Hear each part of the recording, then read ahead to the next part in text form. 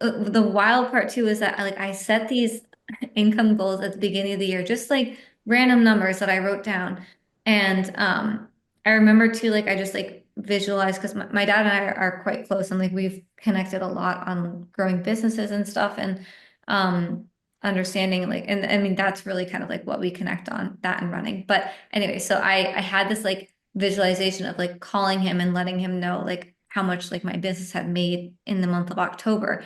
And from the cookbook, I was able to like you get part of your advance upfront, part of it at the delivery of the manuscript, and the other part on publishing day. And with part of the advance, I like reached that, like surpassed actually that income goal for the month. And I was like, oh my God. And then I got to call him and like fulfill the vision, which was wild.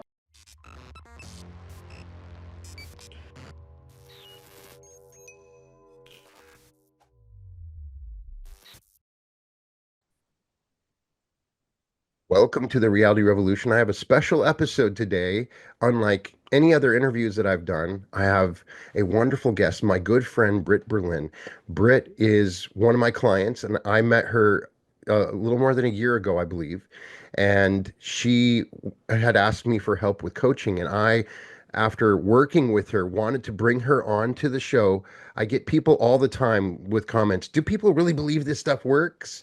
This doesn't work. This is all talk. And I wanted to give people an example, a case study example of the ways that you can utilize the large sums of money teachings, the coaching examples that we use to transform your life. And Britt is really one of the best examples I have of doing that. Britt Berlin is a amazing food blogger. She has a website, the Banana Diaries. If you go on, it has the most incredible pictures and recipes of vegan desserts that are amazingly awesome. And she has an amazing cookbook that you can find right now that is baked with love, that has just the most beautiful pictures.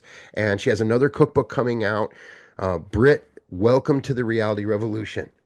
Thank you so much for having me. And what a beautiful intro. I'm so grateful. For people that don't know who you are, just give us a little background.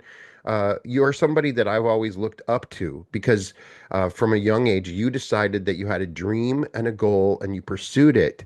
So tell us a little bit about your story, your journey up to here. Yeah. So as you said, I run a vegan food blog. And I, it's been one of my dreams since I was a little kid, creating recipes. I always found so much joy doing that, but there was also some struggle in there. I grew up struggling a lot with OCD, depression, and an eating disorder too from a traumatic event when I was 11 years old. And going through that, I felt pretty much locked in for life of like, this is how life is going to be. It's going to be horrible. And I couldn't find my way out. I really, really struggled. I lost faith in everything. Like I grew up in a very like, you know, religious household and I lost touch with God, lost touch with spirituality. I was always also like a very spiritual kid too. And ever since that event and struggling with anorexia, depression, OCD, I just kind of fell down this dark hole and it led me to uh, trying to take my own life when I was 20 years old. That was unsuccessful, thankfully, but I can now only say that like 10 years later, well, actually, Mhm. that. But um, yeah, after that, coming out of that, I then immediately 3 months afterwards lost a friend to depression. And that was also kind of a wake up call of like, okay, I'm still here. I have to make something of this and I have to keep going because I don't want, his death to have gone to waste. But like, it wasn't like, oh, everything's gonna get so great right after like, oh, this like awakening of like, okay, like there's more to this. And that kind of like started my spiritual awakening. That was like 2016-ish. Mhm. And I discovered your channel, I think 2019, right before the pandemic, like 2020, 2019, I think. So I was going through this. I was working a corporate job, hated my corporate job. And at the time I was living in New York with my then boyfriend, now husband. And I just decided, like, I was baking in the evening, and I decided to um, start a food blog. documenting all my recipes. I transitioned to being vegan. I'd always wanted to be vegan. I was vegetarian for a while.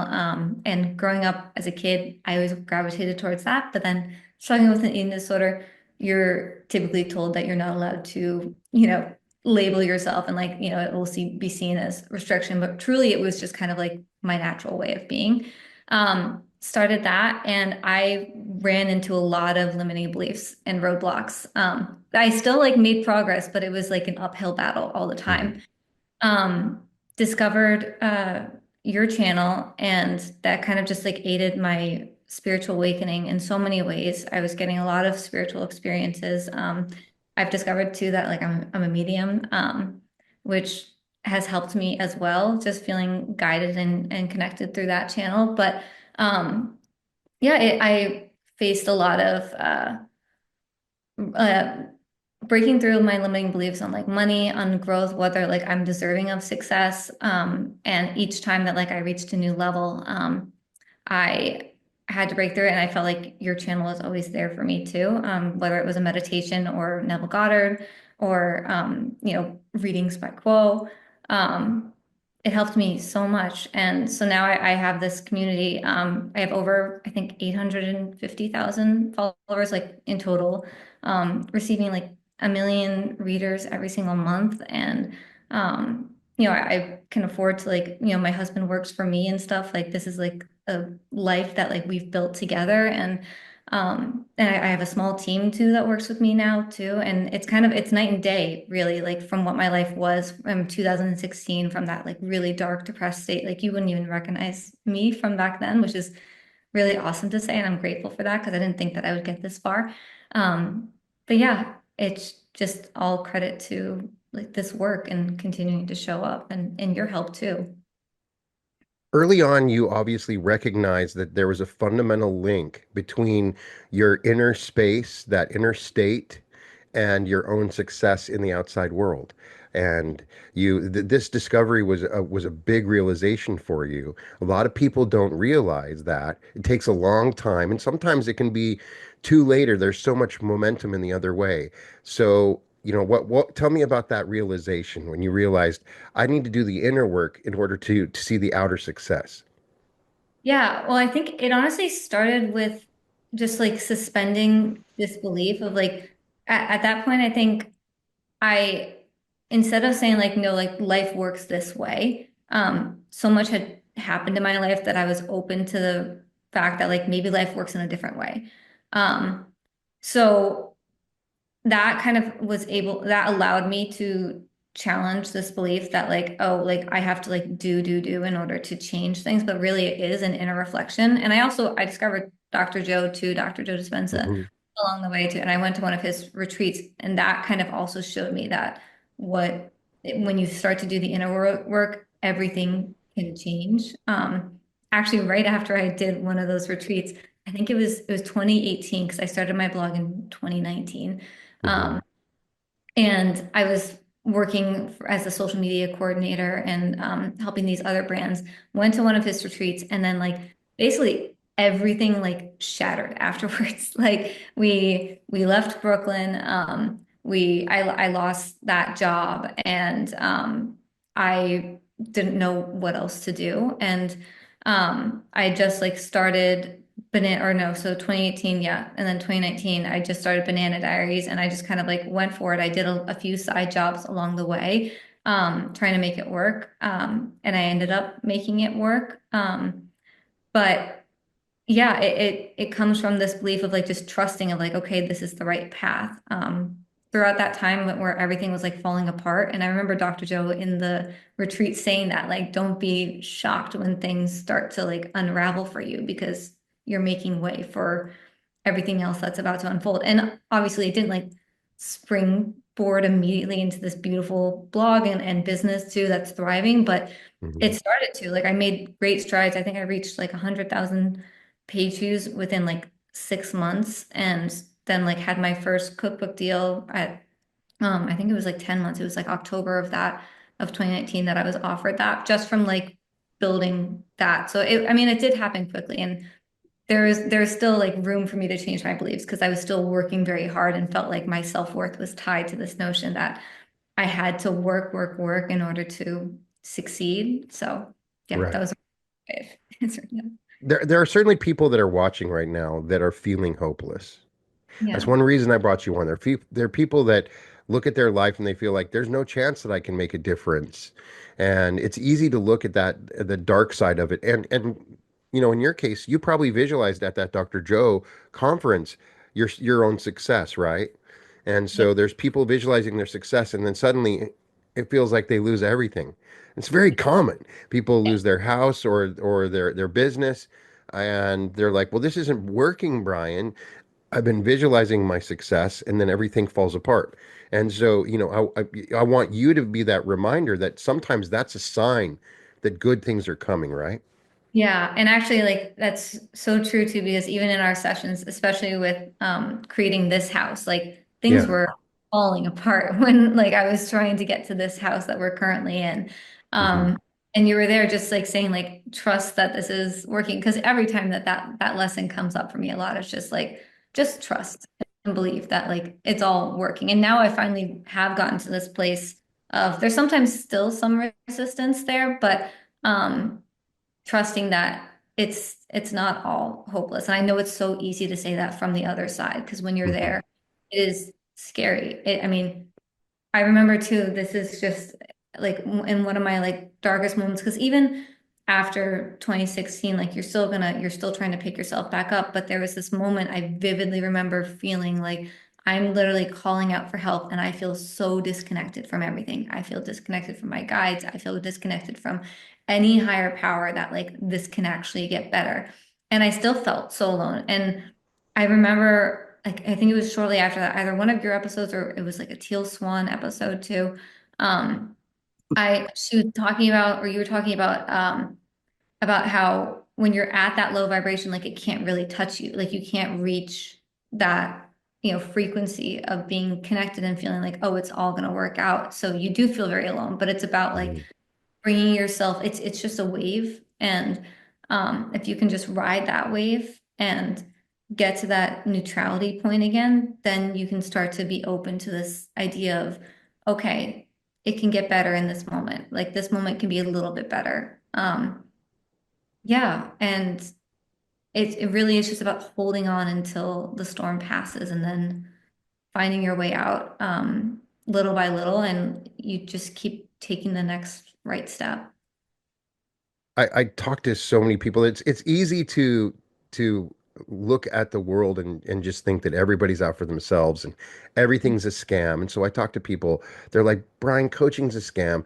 It's not something that I need to do, and all this stuff doesn't work. But I look at you and at other successful people I work with, and the number one thing is that you are successful. You're doing great, and you're still seeking out coaching Oh, and always. help to improve yourself. And this is a number one thing that is aligned with most of the people I work with that are hyper successful. They're not resting on their laurels. You realize you still have blocks and things that you're working on, and you don't just read about it and sit and think about it. You go out and actively seek coaching to make these changes. Talk about your journey and seeking out coaching as a way or means for you to improve your own life.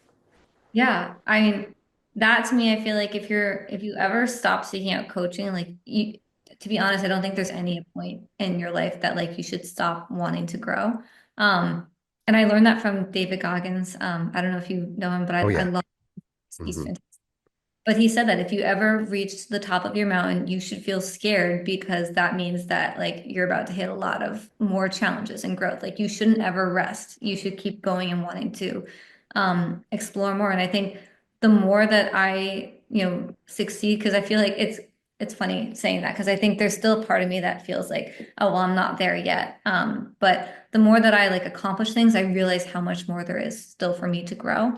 And I'm also just a person that I love coaching. I love being able to talk with someone one on one and for them to like really see my problems. And I think there's so much troubleshooting to be done, without coaching too. Like I've followed your channel for years, Hmm. doing your meditations and stuff. There's so much inner work that you can do on your own, but coaching does take it to the next level. I feel like I've just astronomically, you know, exceeded my goals and what I thought was possible the past 2 years. Like I was in such a different place too with my business. 2 years ago, Mhm. I was losing followers on Instagram. I mean, I was doing well with my blog. My blog was still growing, but I felt like, oh, like I'm not there. Like I'm not like I had this goal of like reaching a certain number or like feeling like I'm really serving my people and stuff and feeling like I'm making a difference and everything that I was doing just wasn't matching up. And then I remember I got coaching from both you and then another person in my like specific food blogging industry. Yeah. Um and it just like everything like literally just like turned 180. Like everything didn't just like shot up because I was like, oh, I get it now. Like I get where I need to be going. And it took a little bit of experimentation too. Like even like with the coaching sessions too, it's about like you're not going to solve everything in one session. Hmm. It's about experimentation and being okay with failing too. Like when had to 180 from like losing followers to then like growing and I grew I think now yeah, it's like almost at like 600,000 followers more. And it's not all about followers, but it shows that like, oh, I've resonated more with people. Hmm. Um, and I've served a purpose now. But it was about being okay failing it and trying again and seeing what sticks and being unattached. And with personal growth too, like there's so many areas to grow in our lives. And one session, like, coaching with you, I feel like we start to illuminate different areas. And then my homework is like in between the sessions. And it's like the day to day, like I'm meditating, I'm trying to become more aware of what comes up with me in my everyday like reactions and interactions with people. What are my thoughts constantly? Are they more negative and thinking like, oh, this isn't going to work out? Or, it just, yeah, I feel like, and having someone to hold me accountable too, just like, Yeah. and be like, okay, yeah, this is what I noticed. How do we go from here? We all have blind spots, even with the coaching I get. I notice that there's things I'm just not aware of. Obviously, I have a blind spot behind my head. We all have a natural blind spot, right? And so that's what the coach is able to give you, that 360-degree view. They can read in and see, okay, well, these are the things that might be blocking you. These are the things that you might be missing out on. And it helps to have that outside perspective to tell you, okay, these are the things you need to work on. People don't understand that, right? Yeah. And also to help you just expand your vision for yourself. Like I remember in one of the sessions when you first started sharing like what you saw for me and like what you saw like for my path, I felt super uncomfortable. I was like, I can't do that, like all that and stuff. And I felt like Yeah. that's not my person yet. It felt so foreign to me. But I feel like now, since then, like every day, I feel like I'm getting closer and closer and I'm embodying that more. And So it's it's, it's so exciting. When I first started working with you, where were you living at the time? You were living in another house in, yeah, it was a smaller house and it yeah. was like attached. It was kind of like, it's like a little bit like a condo, And but you just really wanted to move to this house, but it didn't feel like it was realistic. It didn't feel like it was something that you had done. You had been working on it for a while. And so we worked on, visualizing, meditating, and finding a feeling of this new house. And it was exciting because there's a point where you're like, I don't think this is going to work out. It just seems unrealistic. But we continued to work into the feeling of the house. Tell us your story about how you moved into this house and the lessons that you learned from that. yeah, so we had this opportunity to get this house and it was a stretch. It was definitely a stretch. And like the house before though, so actually like the house before that was kind of a leading up to it. But I was living in an apartment in the Northeast and my husband then boyfriend at the time too was he was living in his own apartment and I just like I remember listening to this Dr. Joe talk. I was like walking and he talked about a house and at that time I was totally complacent with like okay, I've like reached my goals and that was talking about like complacency. Like I did reach a place of complacency and I was like, oh, okay, things are good. Like I'm meeting my bills too, which that's also another thing to talk about is like expanding your wealth knowledge and like being able to like increase your financial thermostat. But um he was talking about like what if like there's another way to get a house for instance that you're not aware of and I just for whatever reason that stuck with me because I was like I never dreamed about having a house at that point like it wasn't on my radar and I was like like I wonder like could that work out and had that thought, let it go. And it like there was definitely a desire to have a house, but then like several months later, I think it was like 3 months later, this opportunity came up. My cousin was telling me about moving down to Florida and realized the houses were so much cheaper at the time there. And I was like, oh, we could actually afford that. And it just kind of it happened like all the perfect things came into place. Like my parents who like they were never someone that or they were never people that like wanted to this how do I phrase this? When I graduated college and then and pursued Banana Diaries and like also like started my corporate job, they were like, okay, like you're an adult now, like bank of parents is closed, which is great. I appreciate that. So I've always been someone that just is like reliant upon myself. And like when I had my business first starting out, like there were times too where I was afraid I wouldn't make my bills, but then somehow I always did. And just knowing that like I could always come up with the money. But so then fast forward to the house, they were like, you've done so great with really like taking care of yourself and like growing something into something that can sustain you. Like we'd love to help you with some of the moving costs. So like they offset some of the moving costs too, which like I didn't expect and I didn't ask for. And it was out of the blue because they've never like offered that kind of thing any time Hmm. else. Um, moved down. We were so happy with the house. Then this house came available and I like wanted to stretch myself more and things weren't working out. Like we were struggling a lot with our realtor. Other houses were selling quickly, but like our house wasn't, and it was a very similar to like what everything else was on the market. And I remember like reaching a point of just being okay not having this. And we talked about it. We did the visualization and stuff. And then I just reached the point of like, you know what? It is totally okay if this house doesn't work out. And I know that we're talking about like, these are very first world things. Like it's like this Yeah. house, but like I don't need it. But I also saw where the value was and how it could help me as like, with my blog and stuff and having more space to create my photos and my recipes and feeling like I had more opportunities to grow. Um, I let it go completely and I was literally okay. So much that when the realtor brought the next person, this was now January of 2024, she brought the next person over to do the list to do the showing. And I literally was just like, they're not gonna buy it. Like, I already know. And I still did everything the same, like made the house nice and everything. We left. She called me the next day and she's like, they want to put an offer in. And I was in such disbelief. I was like, no, they don't. They don't want to put the offer in. And I Hmm. still didn't believe it, but I like kept on going along with it until they like, I mean, till the contract of like moving in. I'm like, oh wow, like it actually did work. And like piece by piece too of like putting together the house and making it feel like us. Like at that time, like, we'd put all of our money into also like it was a stretch financially. So like we Yeah. took a small mortgage too on top of it from what we got from our last house. And we didn't have furniture too because the buyers of the old house wanted our furniture. Like that was kind of like part of the contingency. So we had like a bed was all we had for I think like 8 months. And I like took that time to like save up and then we were able to buy the furniture that we wanted and it all just it worked out so well. And now I can't believe I wake up every day and I'm like I literally I we also did scripting too and I Right. scripted afterwards. And I wake up and I'm like I'm literally passing the painting that I described I was going to paint and like hang up in our bedroom on the way to make my coffee in the morning. Like that's like the kind of detail that we went into and like that's what I'm doing right now and Yeah. it's I remember we also you fell asleep in your new house. yes. Yeah. You were while you were falling asleep, closed your eyes and you imagined your other house in the direction that it was, Yeah. and you got the vibe, the humidity, the feeling of this new house that you're in.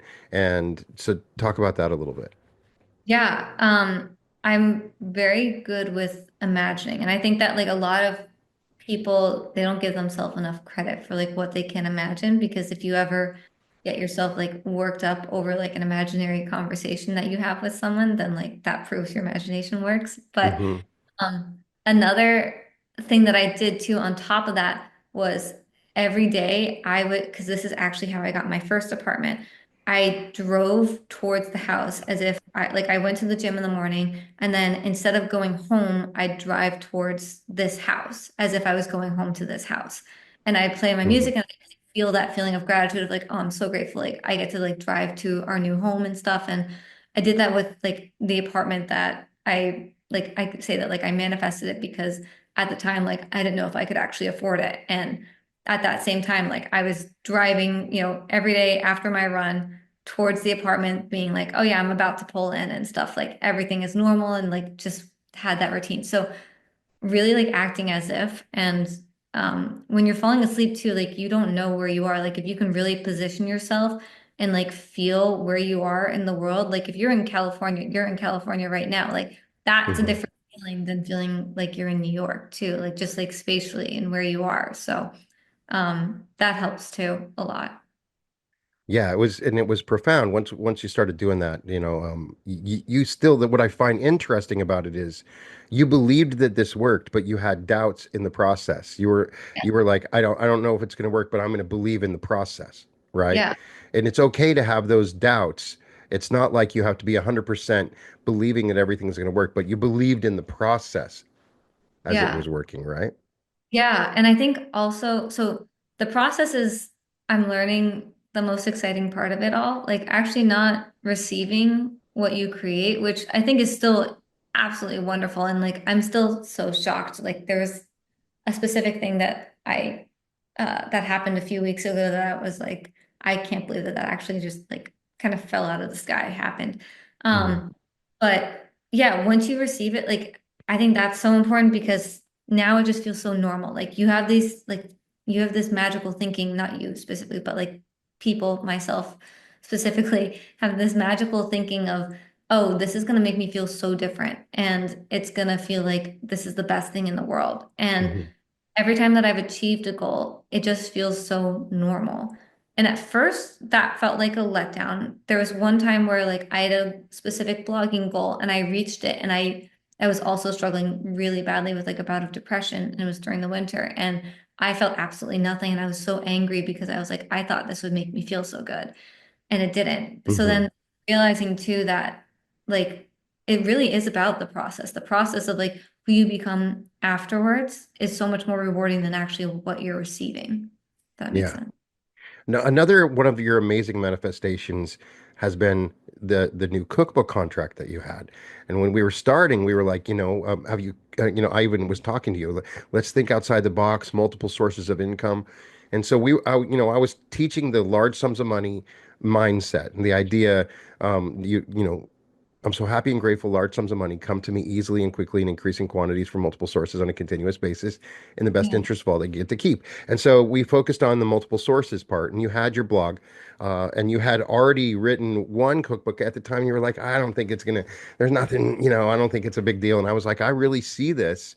So we actively started to imagine another cookbook that could be a great source of income. So, and you were able to manifest it through that process. Talk about that. Absolutely. Yeah. That was like not on my bingo card for this year. Like it was like it felt like a stretch, but then it was also like just if you could just suspend that disbelief for a little bit, I feel like then that is where like the magic then just like steps in. Yes. But yeah, we were doing some visualizing about it and I remember feeling like so uncomfortable with it because I felt like such an imposter still. Like I'm not there yet. Like I don't see myself on that level. But then sitting with it a little bit more, I added it to I'm a big fan of Leora Alexandra and all of her New Year ceremonies. She also does like new Yeah. moon and but so we did this ceremony and we make this Pinterest board and I just pinned up like my top publisher. Like that'd be really cool. And it was a photo, I made it in Canva of like other cookbook people that like I admire, like Half Baked Harvest and Ina Garten and stuff. Like my cookbook was right in there. And so I just pinned that image to my vision board and I let it go. Like didn't touch it, didn't think about it. Then 7 months later, I got an email from two literary agents asking if I wanted to do a cookbook. And I thought like, oh, okay, like that's interesting. I'll have a talk with them. Turns out like they've represented really great people. They're awesome. I'm obsessed with them. And they pitched me to I think it was like 12 different publishers. I got interviews with all of them, including my top favorite one that I wanted to go with. Hmm. Um, had all the interviews and ended up actually not going with my top publisher that I originally had wanted because I realized at the end of the day, like they weren't fully aligned with like I think that they would do a beautiful book, but I realized like they weren't fully understanding of the vegan baking niche, whereas this other publisher was. And so I ended up going with that publisher and I'm like thrilled about it. And it's also, it just goes to show you too of like what you want might actually not be what's best for you. Like I had the opportunity to go with them. Like I could have been like, Hmm. check the vision board is done. But I was like, it's not going to serve my community the best to go this route. And it's not going to serve me the best as well. Like here's like also another lesson of growth is that we have this vision, but like you also have to let like divine timing, whatever you want to believe, Yeah. like Let the universe show you because sometimes it knows way better, yes. Yeah. right? And And oh, sorry, you go. no, no, yeah, that I was just saying that it's just so amazing to watch that process play out. Yeah. And I think the wild part too is that like I set these income goals at the beginning of the year, just like random numbers that I wrote down. And I remember too, like I just like visualized because my dad and I are quite close and like we've connected a lot on growing businesses and stuff and um understanding like and I mean that's really kind of like what we connect on that and running. But anyway, so I had this like visualization of like calling him and letting him know like how much like my business had made in the month of October. And from the cookbook, I was able to like you get part of your advance upfront, part of it at the delivery of the manuscript and the other part on publishing day. And with part of the advance, I like reached that, like surpassed actually that income goal for the month. And I was like, oh my God. And then I got to call him and like fulfill the vision, which was wild. And Yeah, um, yeah, setting and forgetting really it does make, is. But yeah. also being able to imagine conversations. You've mentioned that a couple times. Yes. You imagine the celebratory conversation. You hear their voice, and it played out just like Neville Goddard told us, right? Yeah. Yeah. Big Neville Goddard fan. And also Hmm. with you too about like how, like the house and everything. I got to email you about the house Yeah, and yeah. And we imagined that you would email me. So, yeah. one thing that you and I talk about, I hear you mention, is the wealth thermometer. That it's once you find success, a lot of people reach this sort of barrier, and they say, "Well, everything's good," and then they there's an exhale a little bit, Yes. and they can't then surpass this invisible barrier that occurs. And so I've learned one of the great things about coaching is that you also become a student. I learned through you, watching you as I coach you. And I Yeah. watched you overcome the wealth thermometer. You were able to reset it so that, this is great and I'm very happy at this level, but I'm okay with reaching more and moving past that invisible barrier. Talk Yeah. about how you have overcome those wealth barriers that can be Yeah. naturally created. So I think it's very interesting because, well, to like start it off, growing up, I was super like into art and everything, painting, baking as well. Didn't think I would have a career in that like I do now. But I remember one time when I like expressed that I wanted to be an artist, I was told, well, you better get used to living on nothing because that's basically what you're gonna have to live on. Yeah. So I remember feeling so much anger when I was a kid at that of like, well, of course I don't need anything to live and stuff. Like I'll just like live very like frugally and I don't want money. And like I thought money was bad. Um, then you get into the real world and you realize like how much everything costs. So and you can't really do that.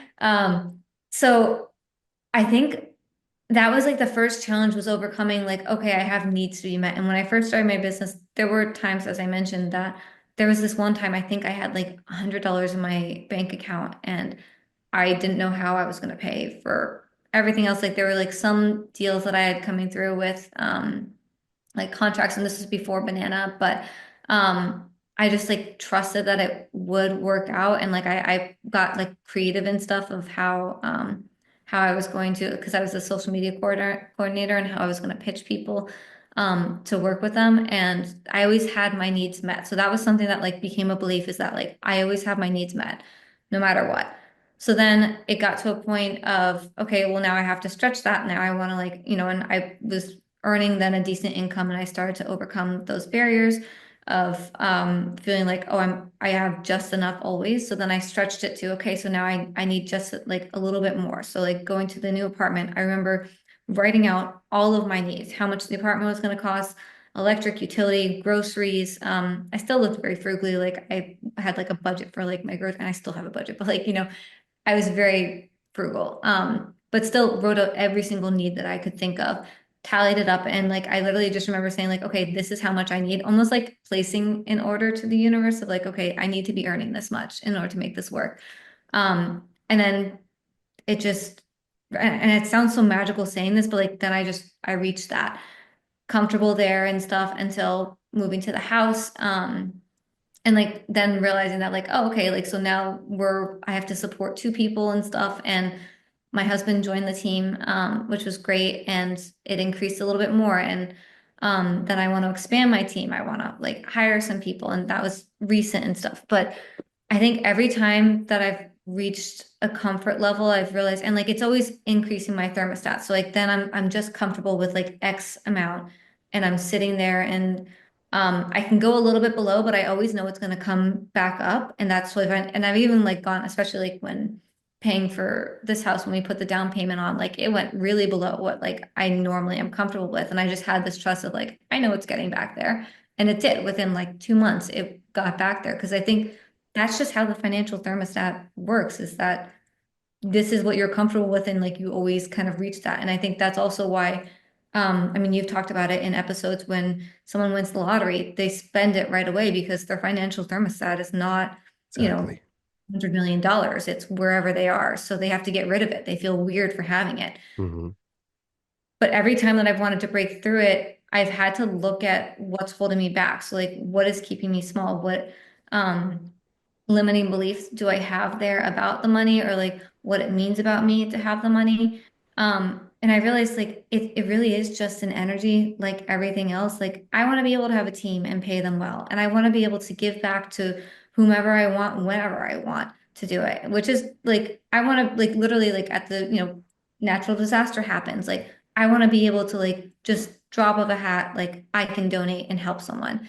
And you have to have money for that. So like being okay with that of like, okay, I can actually do good with this money. Like it's not like I'm hoarding it. I'm constantly, and that's where your money affirmation comes in so well. Like I Hmm. listen to that, your deep sleep meditations, the 8 hour ones, like I'll play those. And it's realizing that like you're in control of the money. Like the money's not in control of you. And um stretching yourself to like what's beyond like what you thought was possible. It's just like every time you reach a new level, I feel like it's like you just have to like stretch a little bit beyond that, because you're never gonna go from like 0 to like 100 right away, but you have to like, at least for me, but I don't know if that makes sense.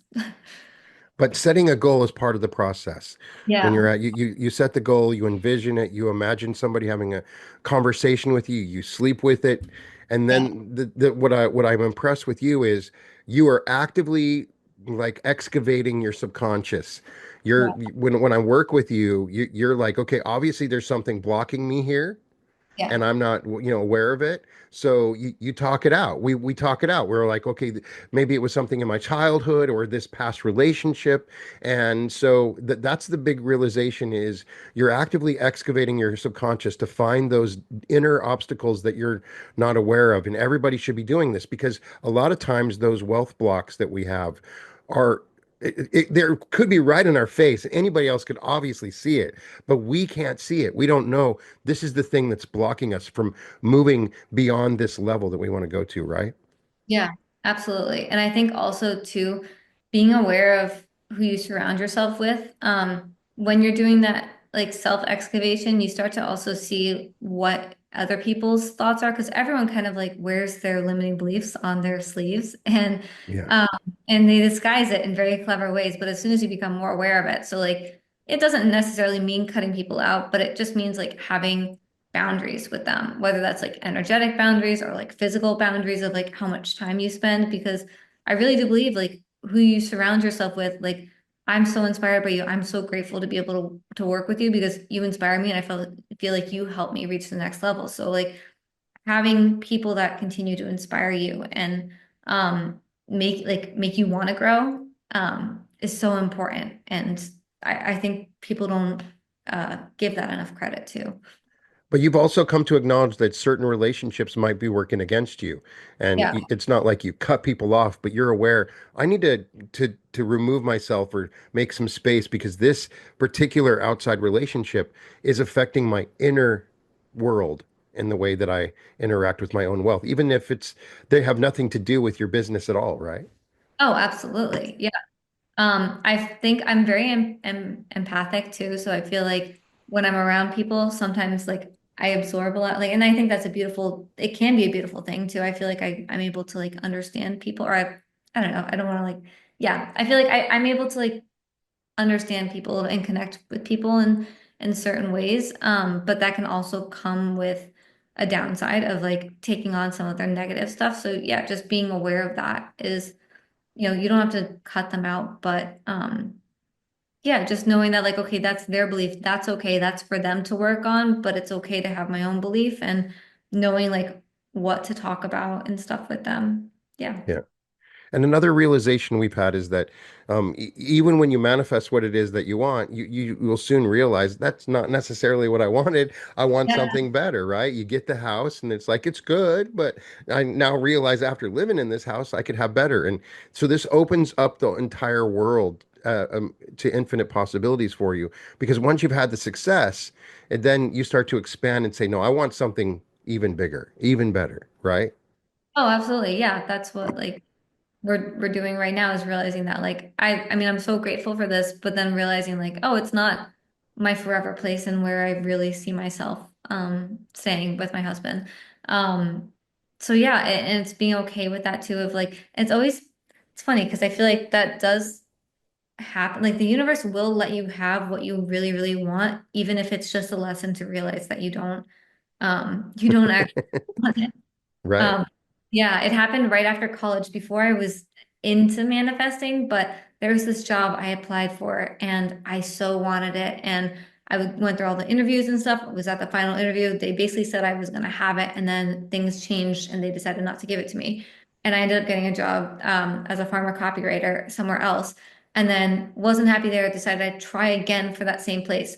Got the job, went there, and it was a disaster. I was like, I don't want to work here. This is really like nobody knew what they were doing. It was so disorganized, chaos. There's no job security. And it like goes to show that like the universe will like give you what you really, really want if you do just if it's just to learn that, this isn't what you are meant for. And you can also just settle too for like what you want. But I think that what is meant for us really won't pass us up and to just keep striving for that. Now, something that's impressed me with you, you can help teach me and maybe the people watching, is going back to the beginning. You self-taught yourself how to cook, how to take these amazing photos, how to put up your website. So there's some skills. A lot of people they look at starting a business or seeing their dream and they say, I can't do it. I don't have the education to do it. So tell me about the process of teaching yourself and learning new things that you don't know about. How did you go about that process and so that people can understand no matter what it is that they want to do, they can learn how to do it? Yeah, I think that's also, I mean, I see it so many times too, just with other bloggers. They'll start blogs and they discontinue, and it doesn't have to be about blogging. It could be any business or hobby or passion. Um, I think for me, I wasn't afraid of failing. I just, at that point too, like having almost lost my life, I realized, at this point, like I can only go up. So what's the point if I don't just try everything and just see what happens? And Mhm. you can really learn. And I think this too, like with my artistic background, I've realized like you can really learn any skill. Like drawing, anyone can be taught to draw. It's just about a mindset. Like you literally have to be just open to it and open to seeing differently. And I think that's also with spirituality too. But um, it is a little bit of self-discipline and trusting that you're always going to be guided to take the next right step. Like that's something that I've just kind of believed throughout having this business. And I still have blocks around that stuff. Like for me, I've always wanted to also do something with my art, and I've always wanted to specifically get into animation. and I'll start something a little bit there and then I'll stop it and I won't be consistent. But for some reason, I felt more like connected with cooking in that. There seemed to be less blocks around that and baking and stuff. And I think there's also a little bit of like a lot of people thought that I would fail at this and they thought it was kind of like stupid and like a hobby to do it. So there's a little bit of like, well, I'm gonna like prove you wrong, which I think is good energy. Hmm. And David Goggins actually talks about it too. Like he in his latest book, it was interesting because he used a lot of that, like, I'm gonna like, you know, prove you wrong. Like that's what the whole like taking souls thing is about. And it got him so far, and then he realized that's actually not the energy to like sustain yourself with. Like you actually do have to have a curiosity and like a drive to want to do better. So um it is a little bit about, having the discipline to go there, but it is about creating that belief in yourself that you can do it. Because I think that anything is possible. Anything that like we can imagine, I've so far found that it is truly possible. So I don't know if that answers the question. No, absolutely. That's it's I love it. So one thing I love to teach is the importance of creating. And that's one of the things about you, one of the reasons for your success that I want other people to take note of. I teach that you need to learn, you need to create something every day. And you Yes. know, you're an artist, and so I'd love to talk about, is baking creating? When you're baking, it is a form of art, right? Oh, absolutely. Yeah. It's so much fun. Especially like, I mean, it could be like quite literally art with like decorating cakes, but anything that you're making and you're getting out of that just everyday routine of how you think too.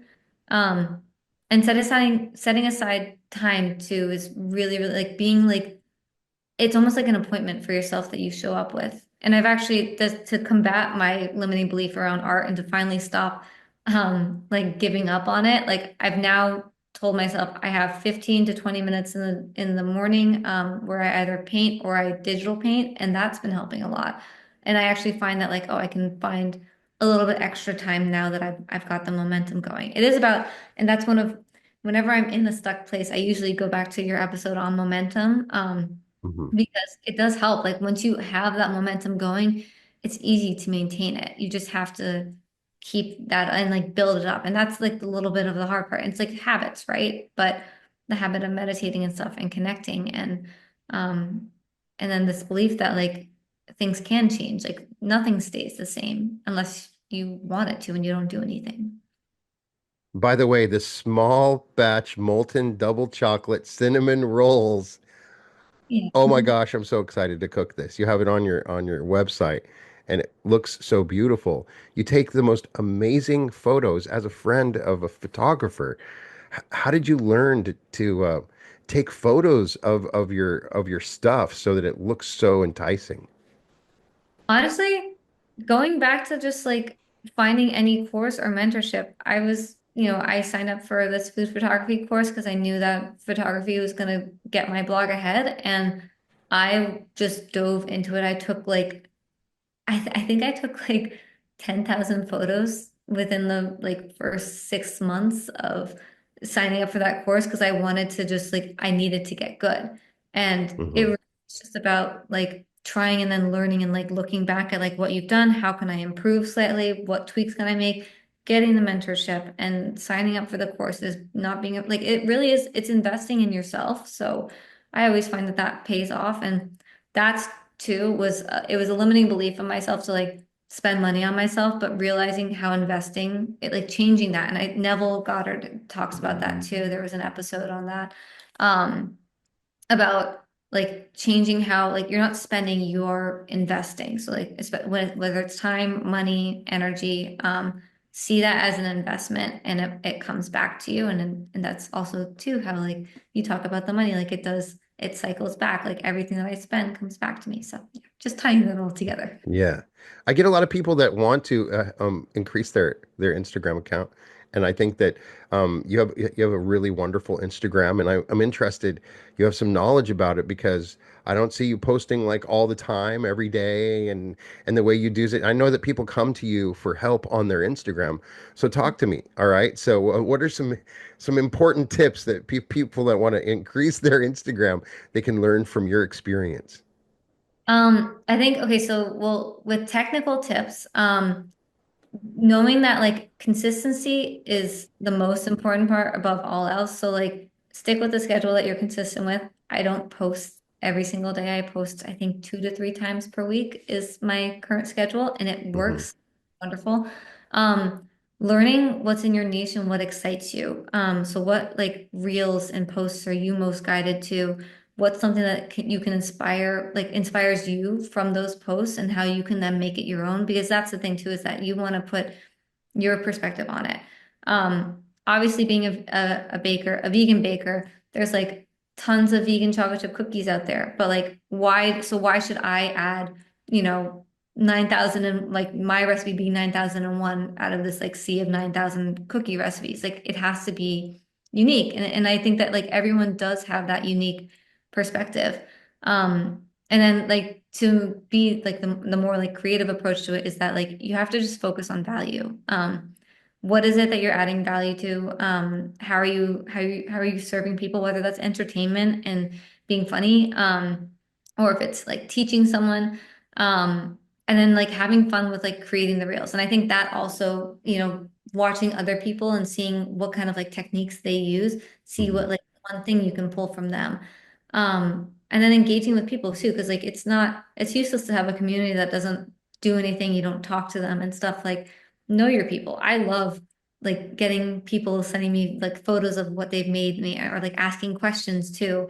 And like having them interact with each other too. And it's really cool and rewarding to have this whole space of people that are just united on this one thing of like, it's vegan baking. It's not like earth shattering, but Right. it's I think that it is helping people in some way, but it's also just believing that you can. I think a lot of people think that like you can't grow on Instagram, and Instagram wants you to grow. Like, they want you there, they want people there, and if your content brings more people and keeps people watching, like, they're gonna promote you. So, Right. yeah. No hashtags though. I don't No see you use no hashtags. hashtags. You always comment when somebody comments, you respond. Yes, yeah. So yeah, being engaging, DMs too, like people showing up in your DMs, responding to that. I like to like keep stories a little bit less professional, and I think a lot of people do that. But so like the reels I see as professional, stories is more like a peek into your life, and so like it's not 100% on brand all the time. Like, I show a little bit of my life because I think it's important for people to see that you're a real person, and the more that you can like show of yourself, the more they can connect with you. Doesn't mean Hmm. you have to show everything, but like showing that like, I show my pets and stuff, and people love that. They love seeing because like they're also like kitty people or dog people. And yeah, and also just like being okay with failing, and like, your first reel that you make is not gonna, maybe it will pop off, but like for the most part it probably won't. When I did that massive pivot when I was like first losing followers, to then gaining 2 years ago, I think it took like 10 videos until I landed on something that I was like, okay, this is sustainable for me to keep creating. This is fun for me to keep creating. And it's also serving people. So just experiment and like be a scientist and find what works. Ah. So is there any other social medias that you like Threads or X or Facebook or any of those? Yeah. I mean, Facebook is okay. It's very similar to this. I find myself scrolling on Facebook more than I want to post on Facebook, but Right. I really do. I like Instagram. TikTok has not been my like favorite thing. Yeah. Um, Threads and X, I've never been, I mean, I write blogs and stuff, but I can never do like little witty quotes. I've never figured out how to integrate it there. I do love YouTube. YouTube is always fun, and that's something that like I want to expand more into. But yeah, and Pinterest too, but I guess Pinterest isn't really social media. I It's a cool I've place though. posted on Pinterest almost every day. I don't think Okay. anybody's ever seen it. With every episode, I'll post my thumbnail, but Yeah. I don't know what I'm doing on Pinterest. I don't really know what I'm doing on a lot of social media, even though I'm posting on them all the time, right? So, Yeah. there's this sort of unknown. People don't know about some of those other social medias, but Instagram is the one for Yeah. particularly I love for it. food. I feel Yeah. like it's I've found the people really nice. I don't know if that's just my own belief that I've created for myself and it's like maintained, but you can find a really nice community there. The environment fosters nicer Yeah. There's less trolls on Instagram. It's just the truth, right? So Yeah, it is. they can find you at the_banana diaries Yes. on Instagram, and then your blog is at bananadiaries.com. Yep. Correct? And it's Britt Berlin. I totally recommend. I'm going to put a link for your cookbook, which is baked with love, over 100 allergy-friendly vegan desserts. Some beautiful photos in it, and we're just getting started. We have a new cookbook coming out that you're working on, and so I'm really excited to see how that looks. But you have all your wonderful photography in this one, and I just think it's as good as any of the other vegan cookbooks that are out there, and there's so many. So, Britt Berlin, thank you so much for sharing it. I want everybody to know wherever you are at. Now, I know that people are struggling out there. I know that people have given up. I know that people have lost hope. I know that people do not believe these teachings because it's human nature. I know that people are watching my money activations and affirmation videos and saying, you know what? Brian's just posting these YouTube videos for his own. This stuff doesn't really work. I don't see anybody coming on Brian's show saying it works. And you know what? It does work. Britt is an example. That's why I brought you on. I want people to know that this does work. There is hope. That's one of the reasons I thought Neville Goddard was so good back in the day, because he would always read these success letters of people who had manifested. And so I haven't done that enough.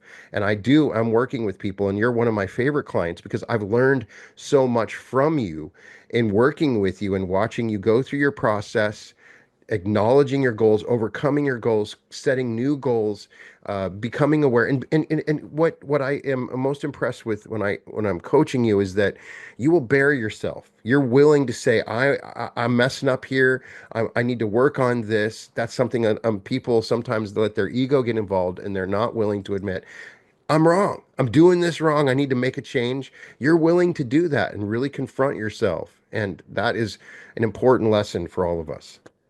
I really appreciate that. Thank you. I'm so grateful and honored to work with you. So thank you so much for having me. So yeah, we will. I will definitely be sure to share in my community when your cookbook comes out. And if you have anything else, and like I said, like I've always told you, as I have this vision for you. I think that we're going to see television shows and products in the store, all from the Banana Diaries. And I promise you, it's going to be tasty and wonderful. Your vegan butter is going to be incredible. I can't wait to taste that. So. Britt Berlin, thank you so much for coming on, and welcome to the reality revolution.